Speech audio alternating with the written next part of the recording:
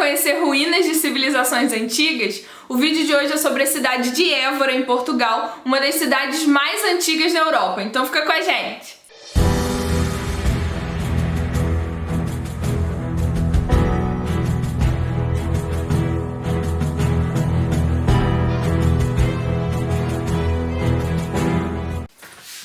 Oi gente, meu nome é Beatriz, eu sou historiadora e esse é o canal Com História.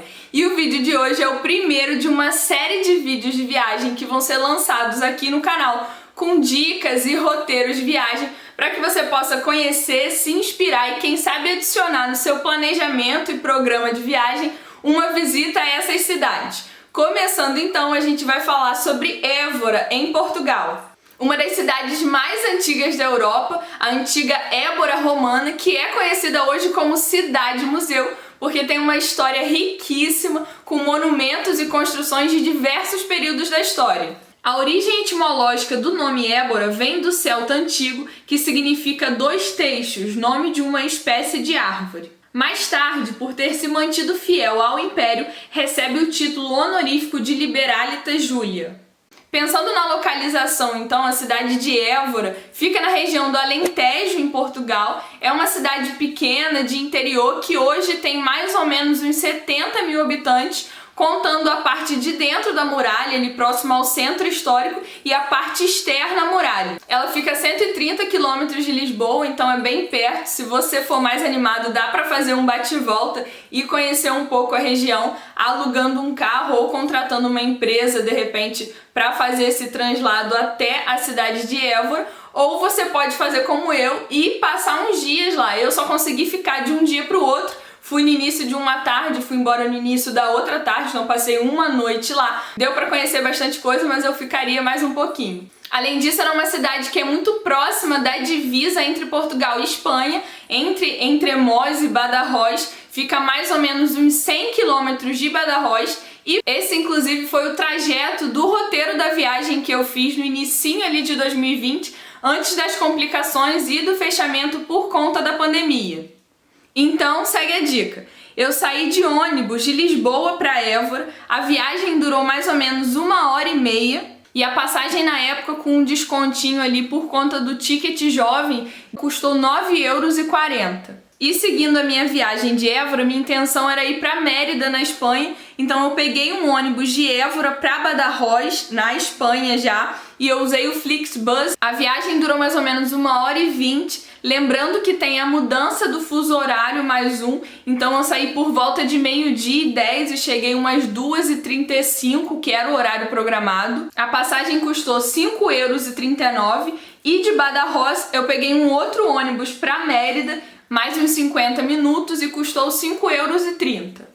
Eu comprei todas as minhas passagens antes para facilitar e para conseguir organizar direitinho o horário ali no roteiro, inclusive porque foi de segunda para terça e nesses dias da semana geralmente tem uma oferta menor de ônibus, então eu aconselho você a fazer isso também para você se estruturar da melhor forma e não acontecer nenhum imprevisto. Chovendo, né? Essa aqui é a ruazinha que vai até o hotel.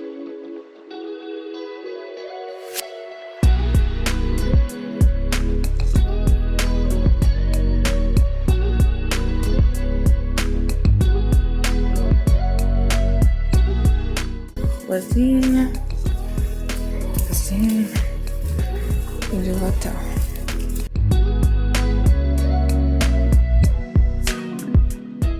Na cidade eu fiquei no Stay Hotel Évora, que era bem no centro, foi tranquila a estadia lá, tinha café da manhã, que é um diferencial ali na Europa, que geralmente não tem café da manhã. Uma diária custou R$180 já com preço convertido, porque eu fiz a reserva antecipada por esses sites de pesquisa e reserva. Já falamos um pouco sobre a localização e os trajetos, mas a melhor parte do vídeo são os lugares que você precisa conhecer. Então fica até o final desse vídeo. Mas antes eu já queria te lembrar a curtir esse vídeo e também a se inscrever no canal se você ainda não for inscrito, para você continuar acompanhando o nosso conteúdo, porque a história antiga tem muita história para contar, e também para você continuar acompanhando a nossa série de viagens. Como a gente já falou, a história da cidade ela alcança e passa diversos períodos, desde a pré-história até a dominação árabe, moura e dominação cristã.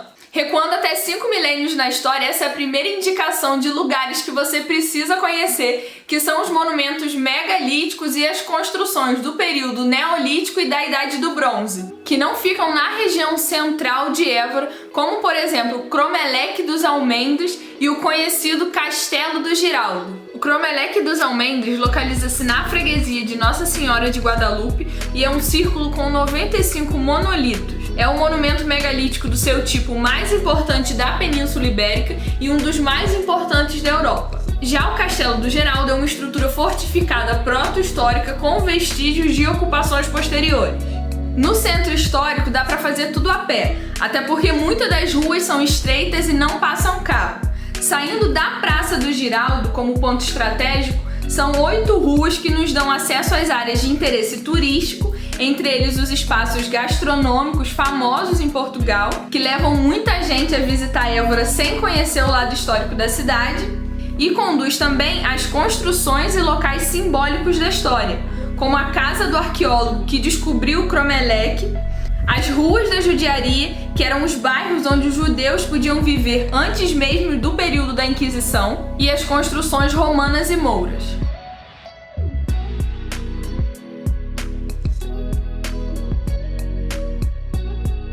Inicialmente, sua estrutura urbana era limitada por uma cinta amuralhada de cerca de 1.080 metros de extensão, na qual se abriam 4 portas. Os edifícios, arcadas da praça e partes de torres da muralha lembram os 450 anos de domínio mouro, mas é inegável também a identidade lusitana das casas e construções.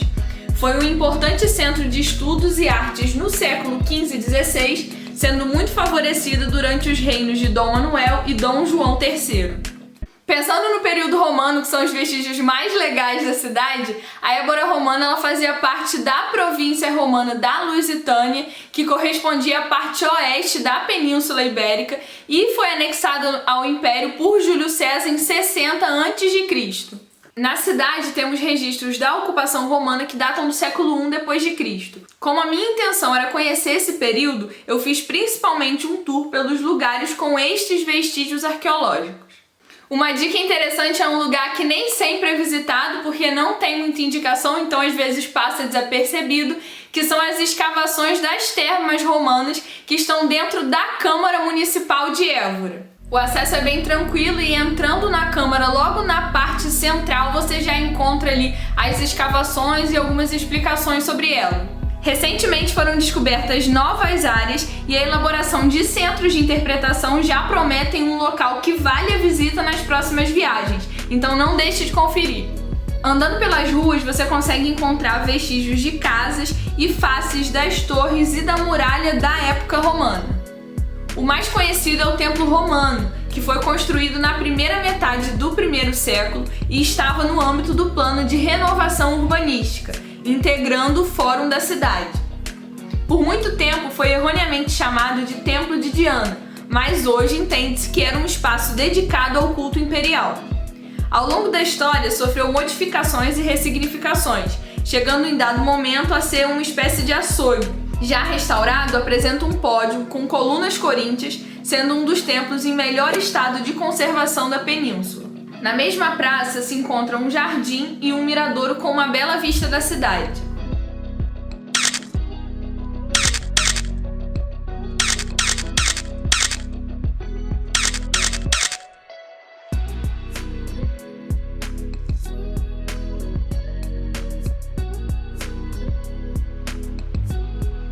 Nesta área ainda está o Museu de Évora, que não abre na segunda, então eu só fiz a visita no segundo dia. A outra indicação é a visita ao Museu de Évora, a minha até que foi bem breve, porque o museu não é muito grande e também não tem só vestígios romanos, mas vestígios de outros períodos da história nas outras partes do museu. Basicamente, na parte de baixo mais central você encontra a disposição de várias peças, lápides, partes de coluna, decorações do período romano.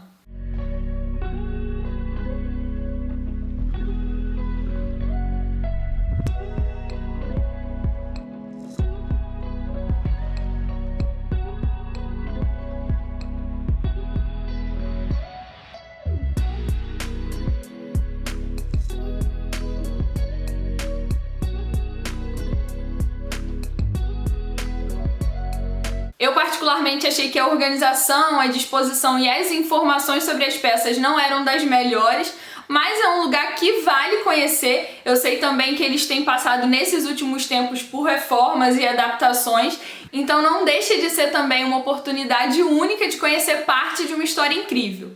Oi gente, eu fui no museu, foi rápido porque tinha muita coisa não, e também porque não tinha muito tempo. E agora tá chovendo, né? E eu vou voltar pro hotel pra ir pegar o ônibus rápido.